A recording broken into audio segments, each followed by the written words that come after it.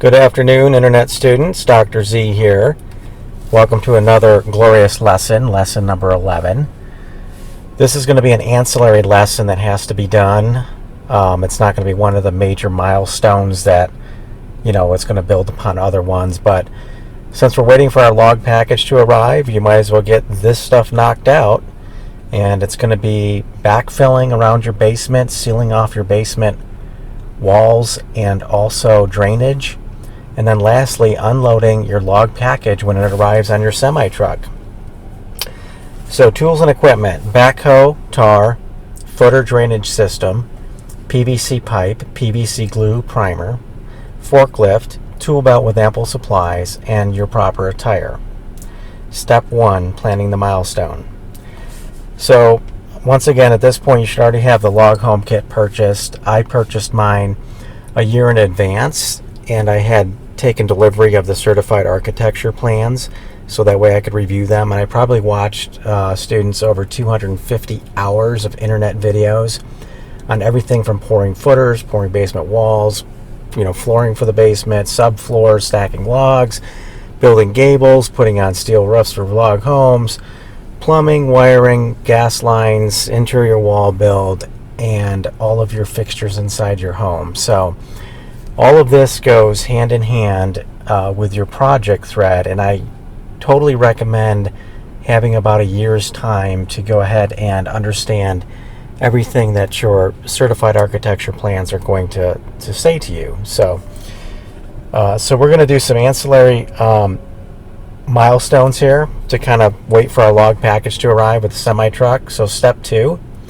we're going to seal off the basement.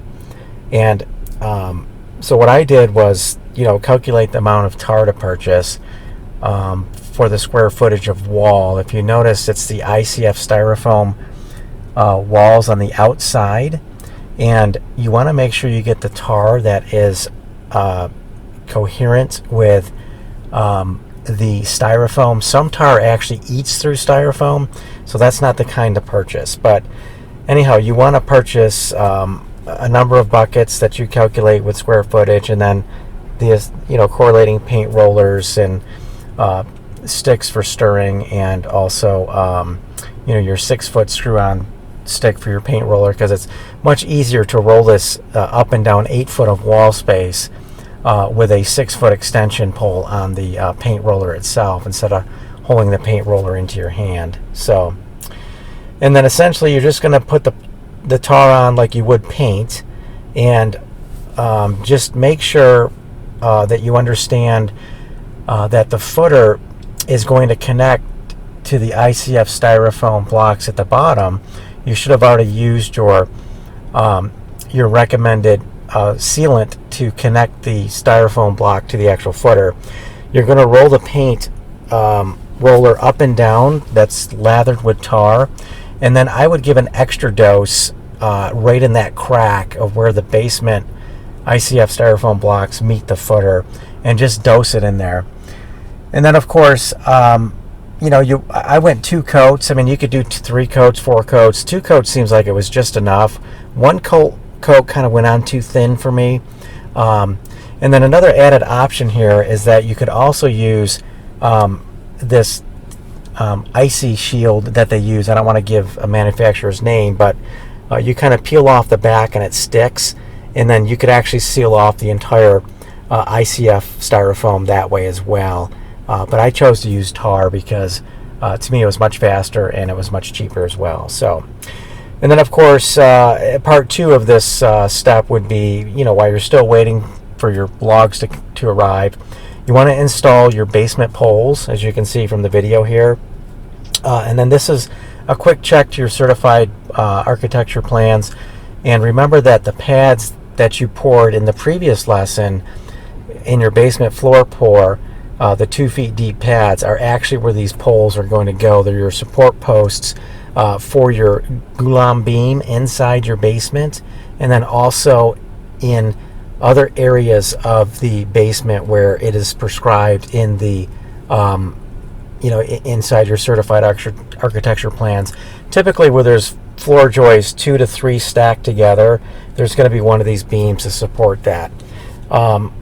And these must be put in, students, because this is going to support the entire tonnage of your home. I mean, some homes, could be 10 tons, 60 tons, whatever amount of weight that you have.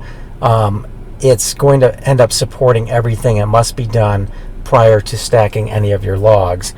And lastly here, I use metallic posts instead of wooden ones because your floor may settle over time, and the metallic ones actually have a built-in jack at the top.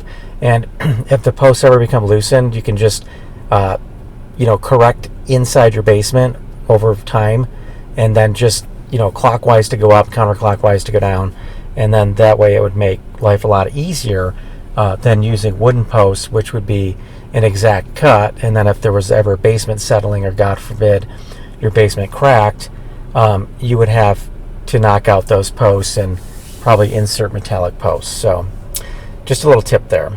Step 3, footer drainage system. Caution, caution.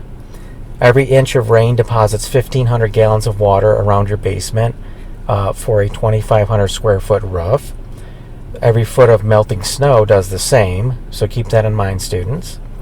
Most basement water problems can be solved simply by sloping the ground outside of the basement to be 1/2 inch slope per 1 foot to extend outward from your home at least 6 to 10 feet. And you can see from the picture here, my slope in grade, it's much more than that.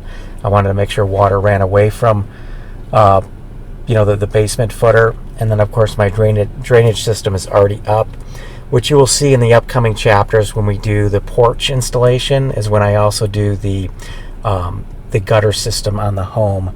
And that's what these pictures are from, is in the future lessons. So take a look at this. The next step, of course, around your footer is to install a drainage system. And this is in case water seeps down the wall, and of course you've just tarred it, so it should be sealed. However, it can go underneath the footer and come up through the floor that way. So they sell these neat little percolating rainwater drainage systems. They've got 2 holes screwed in there about 120 degrees apart, and you have to understand that the holes do not face down, they face up, because as the water level rises, you want it to come in from the top, and that way the PVC pipe can usher the water out to a predefined 4-inch drainage location that you've defined, probably about 20 yards from your house. You want to put that. So and then tip, you want to wrap the PVC pipe with filtering material because you don't want those holes to become clogged with dirt or clay. And then you want to put a layer of stone on top of that as well, so that way the water will always be running into those holes and they wouldn't be plugged up. So warning, the best position for your drainage pipe is to be alongside of the footer, not above or below the footer. Be sure the drainage pipe is set next to the footer. And then as you connect the drainage pipes around the footer, be sure that they are connected in one uniform fashion, which circumnavigates the entire footer. And then, it should be resting on the crushed stone, as I just said. So take a look at the diagram here, and you can see kind of what I did. Step 4, backfilling. So your logs have still not arrived, so now you want to backfill. Remember that in some areas of the American Redoubt region, you have to have at least 10 feet down before the frost line won't reach there. Some are 6 feet. I've even heard 3 feet, but up in the northern Rockies, it's typically 6 feet deep. So you want to make sure when you backfill, you got at least 6 feet of dirt if you're in the northern Rockies high, to make sure that frost line does not get underneath the footer, because frost could actually get under a footer and then lift up the house and crack the foundation, and then you got some severe issues. You might have to get one of those piers or even one of those jacks that fit underneath the footer to lift up a home if it gets cracked too much. So, and again, you're going to grade your property after that. So take a look at the picture here. Step 5, now that your log package has arrived, you're waving your semi-truck driver onto the undisclosed property that has no address. and it's an off-grid retreat. The semi-truck driver has a tight schedule, so you don't have time to chit-chat. You have to get right into your rented forklift that you have with large tires, and you have to remove each package quickly and efficiently. And then warning, as you might have well known, that I am the athletic construction type, as you can tell. I'm a type A personality that always has to have something going on. I recommend you understand your own limitations and any medical concerns in your own personal life. Please consult a doctor with all of this before you get started, and understand if this is a DIY project magnitude that you can take on, or maybe you and your wife, or maybe some of this you're going to take on and some you're going to parse out to professionals, or maybe you're just going to hire a contractor and let them do it all. So, and then of course, lastly here, remember that, part of your blueprints are going to get trashed throughout your project life cycle. I made copies. I made probably 4 different copies at those copy places where they have the plotters, because your blueprints are roughly 3 to 4 feet long by 2 to 3 feet wide. They're on the big sheets, and you want to make sure you have duplicate copies of that, and then put them in one of those watertight cardboard box cylinders and screw the top on, and I think you should be good to go at that point. So, all right, and then again, this was a quick ancillary task on your project milestone. You can click this one off, and then in closing, please give a thumbs up at the bottom. Look forward to seeing you in the next video, and please subscribe to our channel if you can, and then check out our website at www.university1310.org, where everything currently is free, and all of your donations are tax deductible. So wishing you well, and Godspeed, and we'll see you in the next video, students. God bless.